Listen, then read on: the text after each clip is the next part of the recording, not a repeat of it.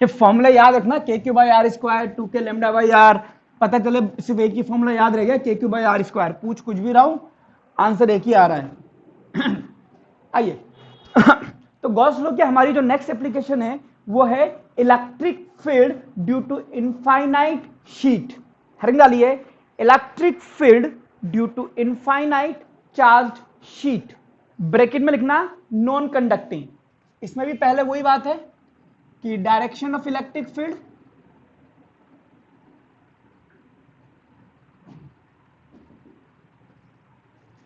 Sheet, suppose करो ये कोई शीट है इनफाइनाइट, उसका एक छोटा सा हिस्सा मैंने बनाया है, ये ऐसे बहुत बड़ी शीट है और इस शीट को हमने चार्ज दे रखा है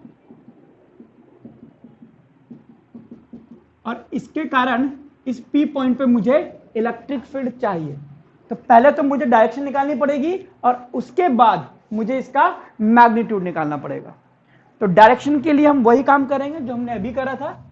यहां से एक परपेंडिकुलर खींच देता हूं और यहां से a डिस्टेंस पर एक छोटा सा चार्ज सेगमेंट मान लेता हूं जिसको मैं dq कह देता हूं। a डिस्टेंस पर नीचे भी a डिस्टेंस पर ही एक दूसरा चार्ज सेगमेंट मान लेता हूं जिसको मैं dq कह दूंगा। अब चूंकि ये पॉइंट चार्ज है तो पॉइंट चार्ज के कारण इलेक्ट्रिक फील्ड ऐसा ही जाएगा और इसकी वजह से यहां पे भी ऐसा ही आएगा। अब ये हो गया इलेक्ट्रिक फील्ड DE, ये भी हो गया DE, ये हो गया थीटा, ये भी हो गया थीटा, अगेन फिर से ये हो गया आपके पास 2DE cos theta, vertical component DE sin theta, DE sin theta, और हमें दिख रहा है कि ये कट जाएगा और net electric field will be along 2DE cos theta, that is again radially outward. तो वही लाइन यहां लिख देंगे,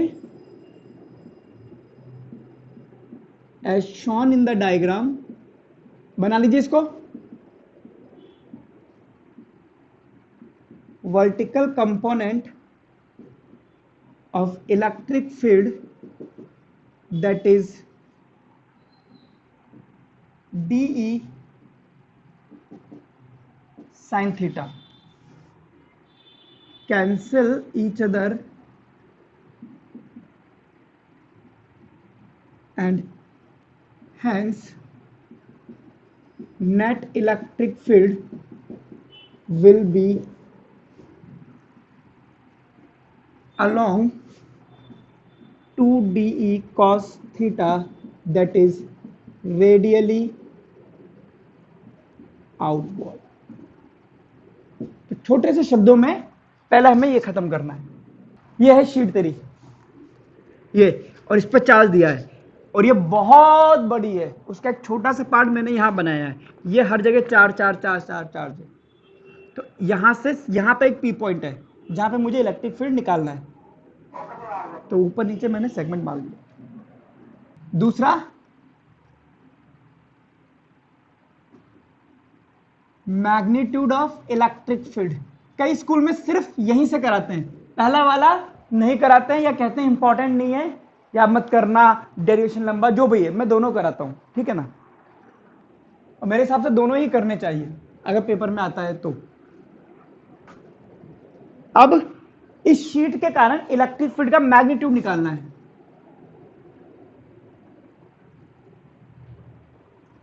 और इस पे चार्ज है आपके पास इनफाइनाइट है। अब ये कोई पॉइंट है मेरा। अब मुझे वही बात है कि अगर ये शीट है, सर्कल में मान नहीं सकता, डिस्टेंस अलग अलग हो जाएगी। इस तरह का सिलेंडर नहीं मान सकता क्योंकि शीट ऐसे रखी है तो ये डिस्टेंस सब बराबर नहीं आएगी। तो इसके लिए आप एक गॉसियन सरफेस मान सकते हो।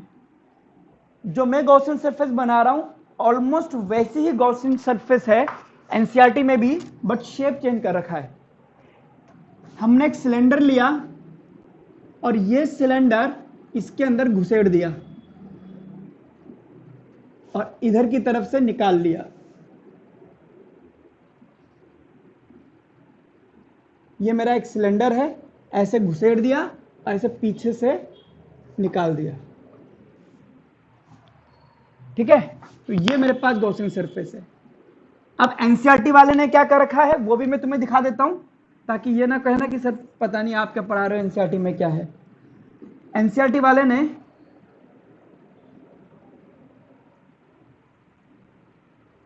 क्यूब घुसेड़ा है,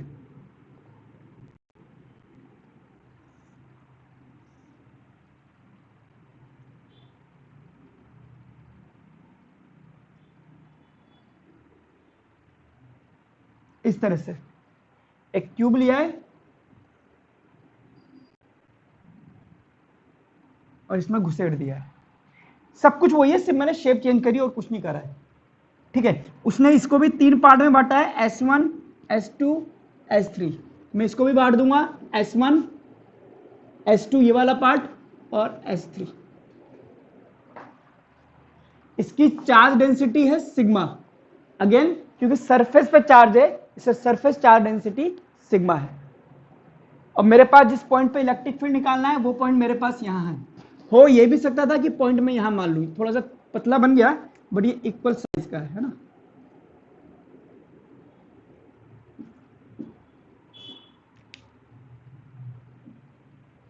आइए, मुझे पता है इसके कारण इधर की तरफ यानी कि इस शीट के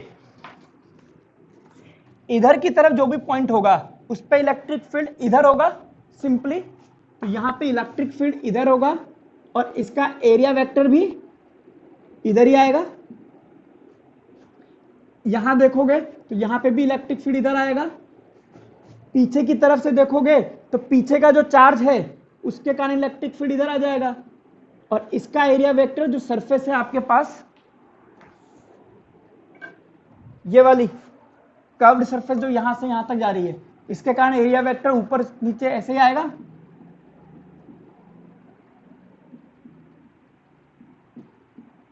और पीछे की तरफ भी तो चार्ज होगा ना इधर की तरफ, तो वहां पे भी इलेक्ट्रिक फील्ड इधर होगा और एरिया वेक्टर इधर होगा।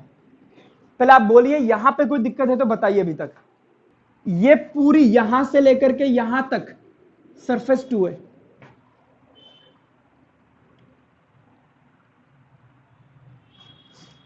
इसको हटा दूं तो ये पूरी की पूरी सरफेस 2 है। चलिए गॉस लॉ लगाते हैं, E dot D A Q inside upon epsilon not. अब इसको तोड़ देता हूं, तोड़ूंगा तो 3 सरफेस आ जाएंगी मेरे पास, एक ये वाली, एक ये वाली और एक ये वाली। ये हो गई मेरे पास S1, ये S2 और ये S3। अब तोड़ दी है, ओपन हो गई है, तो वो क्लोज वाली घुंडी नहीं लगाऊंगा मैं सिंपली लिखूंगा E dot D A, E dot D A, E dot D A.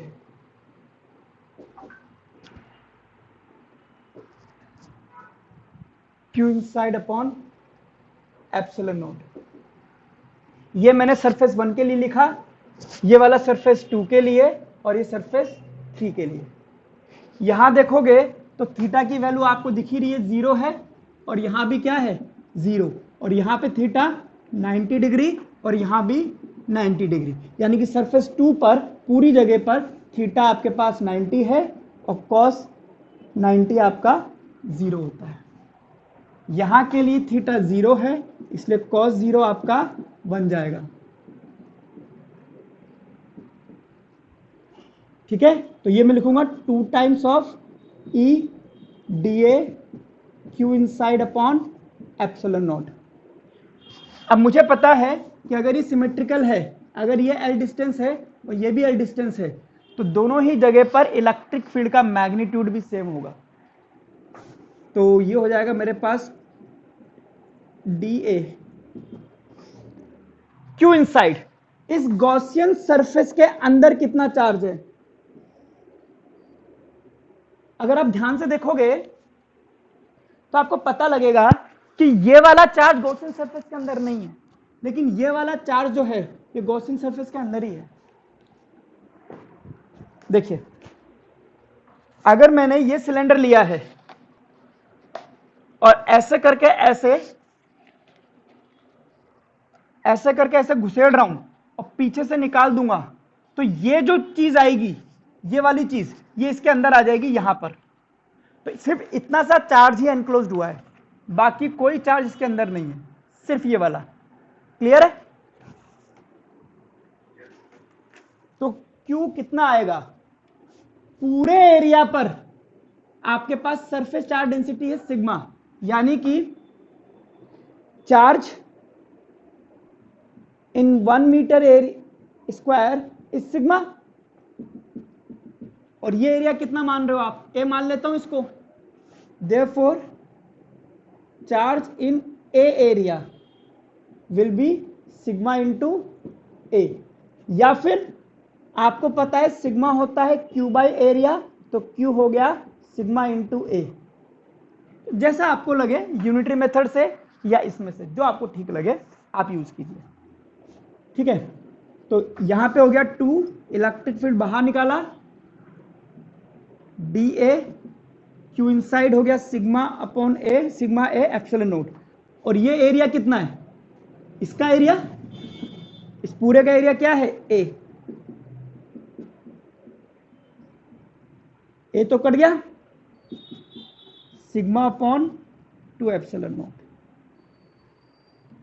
अब चूंकि यहां पर कोई भी आर नहीं आ रहा है, इसलिए मैं आर कैप लगाऊंगा भी नहीं, मैं यहां पे लगाऊंगा। अगर इसकी वेक्टर फॉर्म मुझे पता करनी पड़ी, sigma upon 2 epsilon nought n cap. N cap is a unit vector, radially outward. और ये इलेक्ट्रिक फील्ड अगर आप ध्यान दोगे तो डिस्टेंस के साथ चेंज नहीं हो रहा, इसलिए ये कोई जरूरी नहीं था कि ये डिस्टेंस और ये डिस्टेंस बराबर ही हो, अलग अलग होती तो भी वही आता। लिख लीजिए इसको। पहला काम जो आपको करना है होमवर्क में, वो क्या है? आपको शेल के कारण इलेक्ट्रिक फील्ड निकालना मैंने सिखाया है। हमने यहां निकाला था, सरफेस पे निकाला था, इनसाइड निकाला था। क्लियर? यहां पे इलेक्ट्रिक फील्ड आउटसाइड जो है वो था के क्यू अपॉन आर स्क्वायर। लेकिन अगर क्वेश्चन में चार्ज ही नहीं दिया, आपको दिया charge density sigma, that is charge per unit area, तो मैं ये जो फॉर्मूले है ना,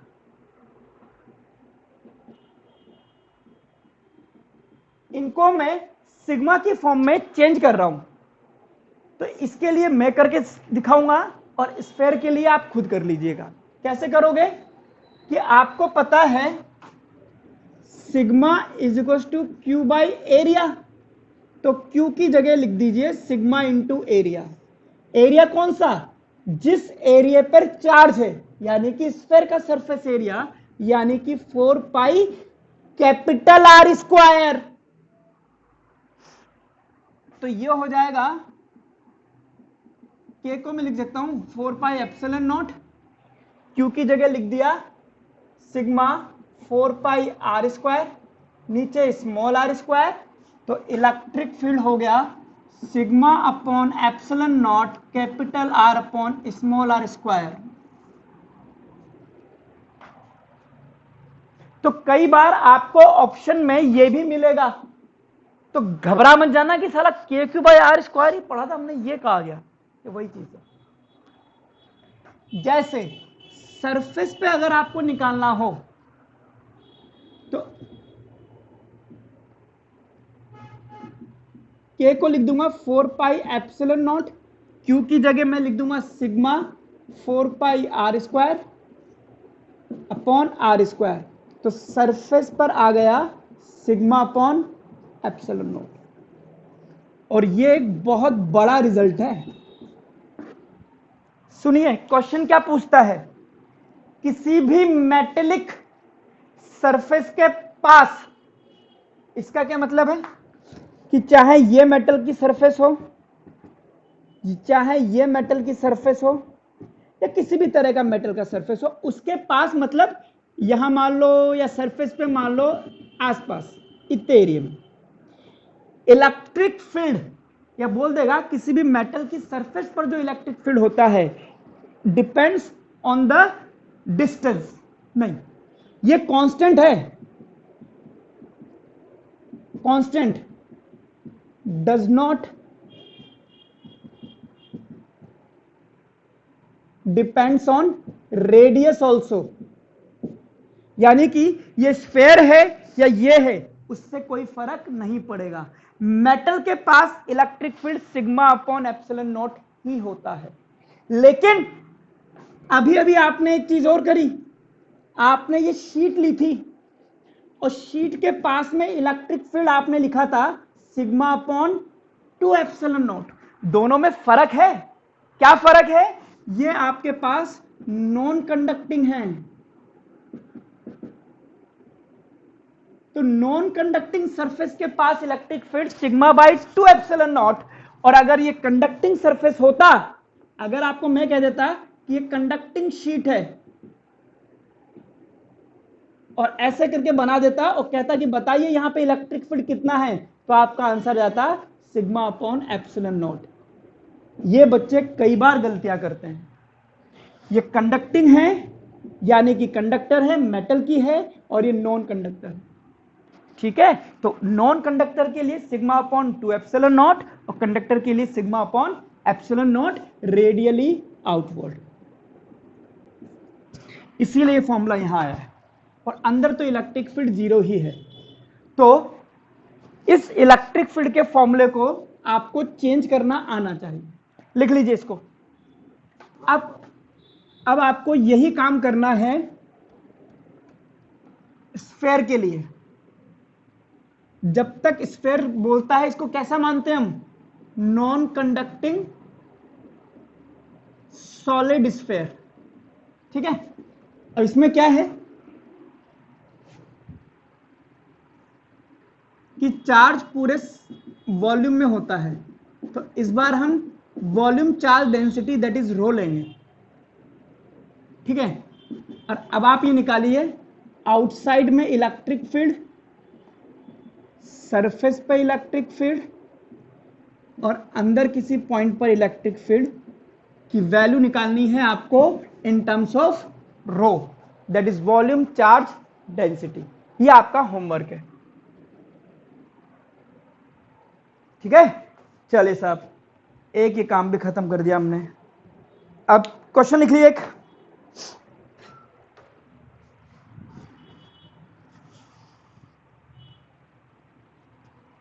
लिखिए क्वेश्चन। इस तरह के क्वेश्चन आपने ग्रेविटेशन में करे हुए हैं।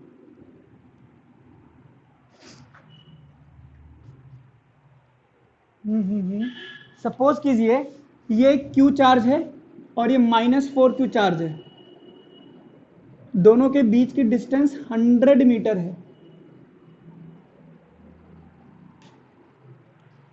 क्वेश्चन लिखिए, फाइंड द पॉइंट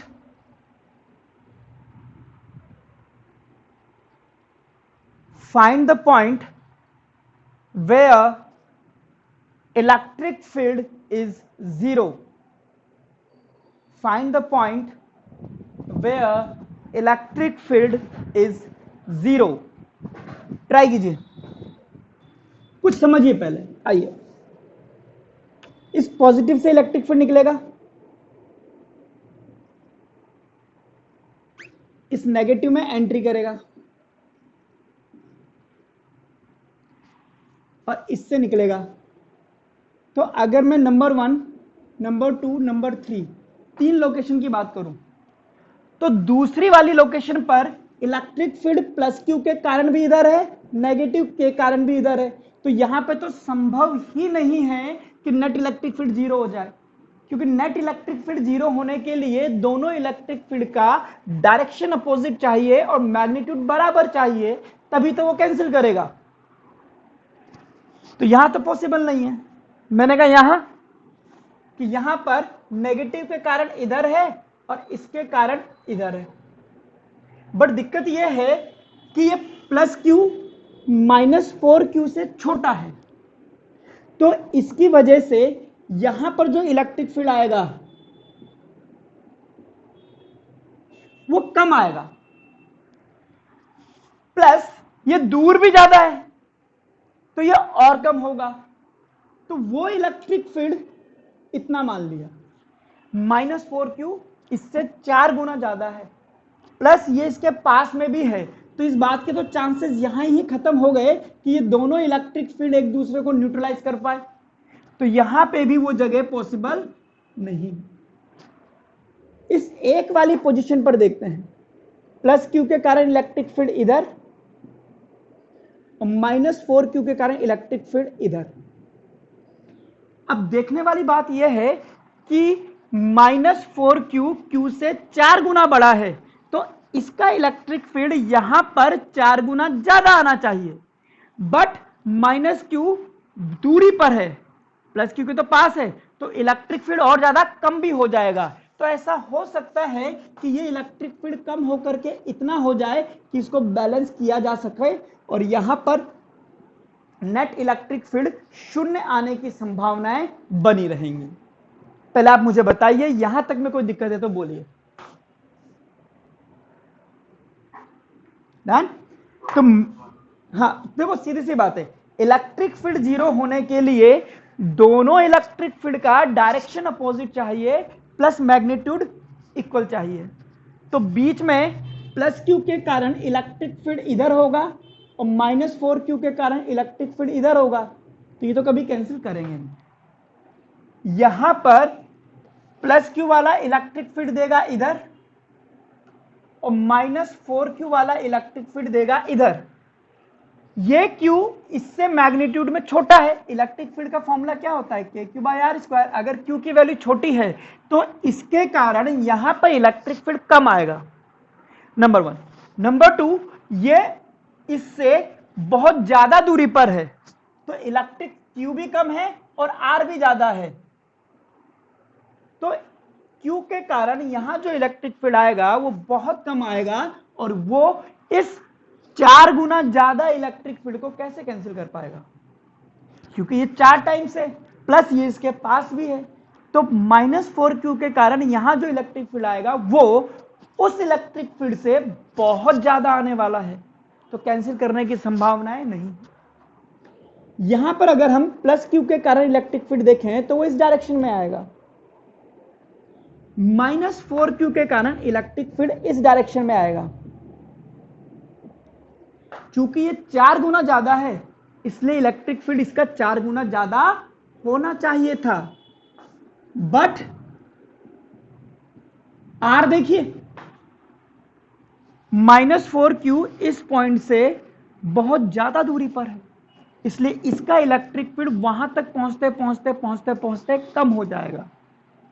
+q का नहीं होगा क्योंकि ये तो इसके पास है, तो R की वैल्यू ज्यादा होने की वजह से -4q का यहां जो इलेक्ट्रिक फील्ड आ रहा है वो कम होगा, प्लस 4q होने की वजह से ज्यादा होगा, तो इस बात के चांसेस है कि दोनों एक दूसरे को कैंसिल कर पाए।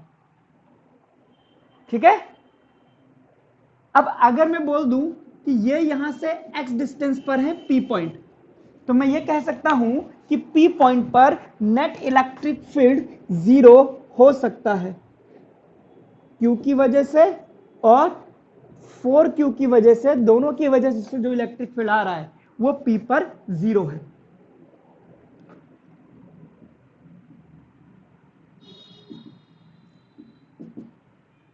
अब Q की वजह से कितना आ रहा है, KQ/x²। कि सर आपने डायरेक्शन क्यों नहीं ली, क्योंकि मेरे को पहले ही पता है कि दोनों अपोजिट है, तो मैं डायरेक्शन का गेम खेलूंगी काहे को। ठीक है, खेलना चाहते हो तो ये लो, ठीक है, इसको लिख देता हूं मैं -i और इसकी वजह से इलेक्ट्रिक फील्ड उधर आएगा K4Q 100 + x² i, ये 100 और इसको मैंने x मान लिया, इसको उधर ले जाऊंगा तो वो माइनस आ जाएगा, माइनस माइनस कट जाएगा, तो KQ/x² should be K4Q/100 + x²। अब x की वैल्यू निकालूं, KQ काट पीट करके ये हो जाएगा मेरे पास 100 + x/x √4 का 2 आ गया, तो 100 plus x is equal to 2x, तो ये हो गया x, यानी कि यहां से 100 मीटर आगे।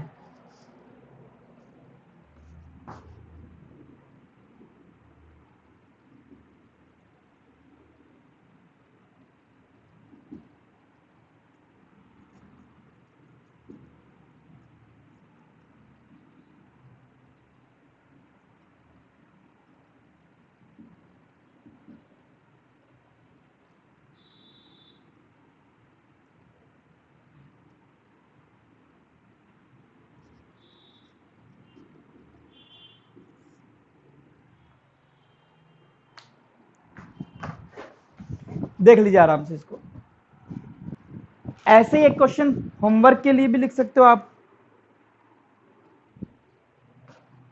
कि ये -q है, ये +4q है, 100 मीटर दूरी पर है, find where electric field is 0। ये आप ट्राई करना एक बार। और एक क्वेश्चन और है, लिखिए। क्वेश्चन ये है कि एक रॉड है, लंबाई दे रखी है, चौड़ाई मानते नहीं हम इसकी, और इसकी लेंथ है L, इस पर चार्ज है,